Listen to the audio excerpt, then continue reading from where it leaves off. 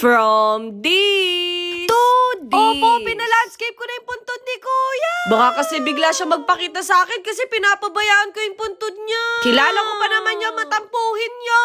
At least kapag undas, kahit buong pamilya namin ay kasyang-kasya na dito. Hindi ko nga in-expect na ganito kaganda yung landscape ni Kuya. Kaya nakikiusap ako na pakiingatan to. Kasi sa totoo lang, masakit na talaga sa bulsa. At eto nga, nandito na kami sa sementeryo at napakainit. Pero dahil ready ako, nagdala ako ng payong, no? Alam niyo naman, takot na akong mangiti. At nabigla ako, dumating na yung pinakustomize namin na lapida. Aminin niyo, ang gwapo ng kuya ko. Naalala ko nung bata ko, ang dami pumupunta sa bahay namin kasi ang dami nagkakagusto kay kuya. Tapos kapag may nagbibigay ng chocolate sa kanya, ako din kumakain. At sakto, dumating na yung mga magla-landscape sa puntod ni kuya. Mapapansin niyo talaga yung puntod ni kuya, parang kalbo. Ang gaganda pa naman ng puntod ng katabi namin, baka magdampo sa akin si kuya. Hindi nga ako mapakali, kaya pinakialaman ko na naman yung trabaho nila. Pero in fairness, ganun palang ginagawa ko, pagod na agad ako. Nabigla din ako sa mga trabahador dito kasi meron silang sariling payo. Kasi yung init talaga ngayon, sobrang sakit sa balat. Ang dami nagsasabi, bakit hindi daw bahay yung binili ko kay kuya? Eh kasi naman wala na akong budget pang bili. Pero kung ililibre mo naman, bakit hindi, no? Yung reason lang naman, bakit ko to binili, para magkasya na kami dito kapag undas. At syempre, magagamit din to in the future. Pero sana wag muna ngayon kasi hindi pa ako ready. Marami pa akong pangarap sa buhay, no? Hindi ko alam kung sino may balat sa puwet, pero may natapakan akong tae. Aray ko!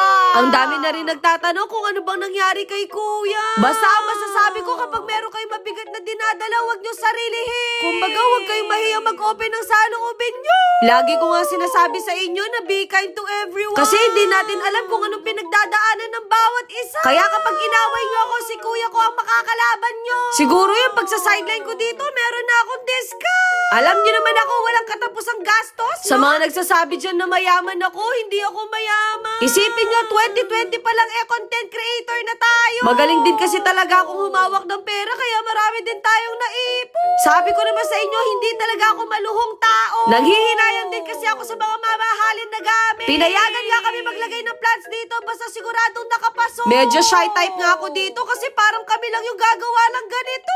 Kaya sana matuwa talaga yung kuya ko, no? Kaya salamat sa Lettuce Garden kasi napagbigyan nila tayo dito. Opo, sila din ang gumawa ng landscape ko sa bahay. Pinapantay na nga yung lupa dito para makapaglagay na kami ng grass. Opo, naglagay din kami ng pebbles dito sa paso. Kagabi pa nga ako nagwo-worry kasi baka bigla tong manakaw. Eh kasi naman yung dating solar light na binili ko kay kuya nawala. Kapag hindi ko talaga napigilan, magpapalagay ako ng 10 CCTV dito. Kaso naalala ko, ubos na pala yung kwarta natin pambili. Kapag merong kumuha nito, hindi na talaga yayaman, no? Sakto na wala na yung araw, kaya sana wag namang umulan. Kapag kasi pumupunta ako dito, lagi na lang umuulan. Yung napili ko pala, yung Bermuda grass. Mas matibay daw to at mabilis tumubo.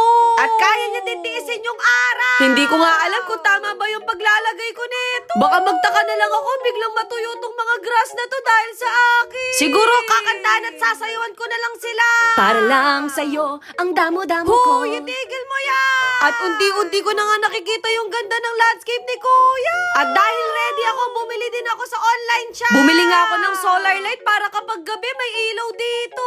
At sana wag nyo na itong kunin kasi nakakamahala. Na para pa nagkaroon ako ng sariling garden dito, no? Ako kasi yung tao na ayoko nang pwede lang. Gusto ko yung okay na okay talaga sa akin. Naalala ko tuloy nung estudyante ako, sobrang competitive ko na tao. Lagi ko nga inaako yung pagiging leader kasi gusto ko laging perfect yung projects namin. Kaya kung kagrupo kita, napakaswerte mo. Pero kapag exam, hindi nyo ako malalapitan kasi hindi ako nagpapakopya. Buti na lang talaga nakilala nyo na akong from this to this. Sabi ni kuya, kailangan daw tong diligan ng 3 times a day. Para hindi daw mamatay yung mga damo natin. Kaya naman umorder din ako ng halo-halo para sa mga trabador natin. Kung kaya ko lang akuin lahat ng trabaho nila, baka ginawa ko na. Huy, napaka-plastic. May pagdidilig nga sa bahay, hindi ko na magawa sa sobrang busy.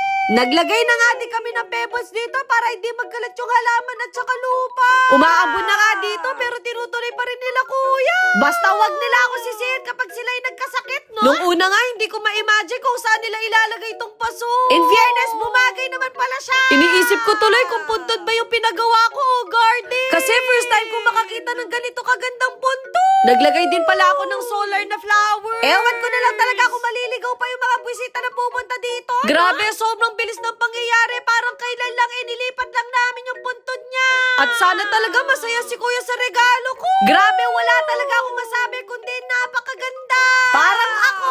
Huy, ang feeling. Kaya naman sinundo na namin sina Papa para mapakita naman sa kanila. At natuwa din sila sa naging itsura ng puntod ni kuya. Ayun lang.